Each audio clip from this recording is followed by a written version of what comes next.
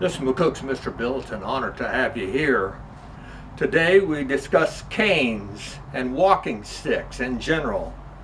This one I've had over 30 years, easily over 30 years, has been a godsend to have without question. I also put a heavy super magnet on the end of it so that I can pick up nails or anything I see that I need to magnetic wise on the ground as I'm going for walks.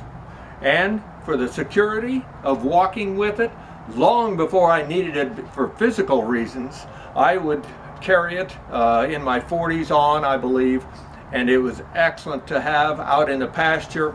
You can wiggle for a snake, yeah, or wiggle a brush or anything like that to see if there's something out there, or poke around in high weeds as you're walking through to make sure you're not going to step in a hole. And so you sure don't want to step in a hole. With that in mind, this can help with that, along with if you're walking on a snowy, icy day. They're worth their weight in gold just to keep you level and make sure you have a little better chance if you start to slip to get a hold and not go down.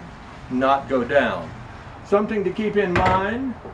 Another one I like, of course, is this bad boy. It'll telescope down to about this size, and yet a good, basically ski pole or a hiking pole, whatever you'd want to call it, adjustable to whatever height you want, up to about 4 foot, and a good pistol grip, cork pistol grip, and they run about $20-25 bill, unless you can get them at a yard sale or auction or a second-hand store.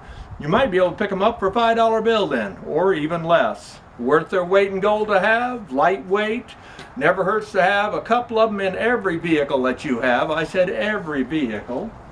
And of course, the old tried and true for generations is the old cane with a crooked neck.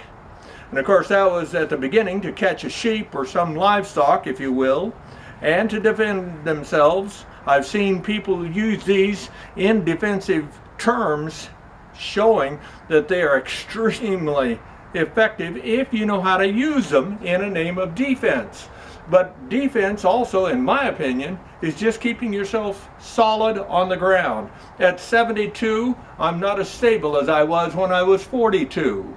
But whether you're 72 or 42, it never hurts to have a cane. It also says that if a mean dog comes at you, you got something to poke in his face. Or if you need a club, this side can do that. Absolutely. And if you need that, you can just hang it and you still got it. It's an excellent tool.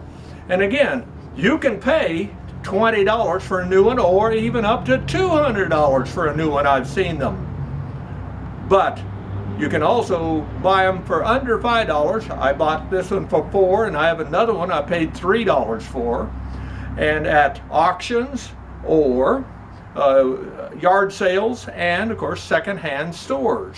Good solid cane, worth its weight in gold. Make sure you get the right height. I had a hard time finding a 37-inch cane because I'm 6'2", and those smaller canes, 34-inch, just weren't enough. You had to bend. I don't bend.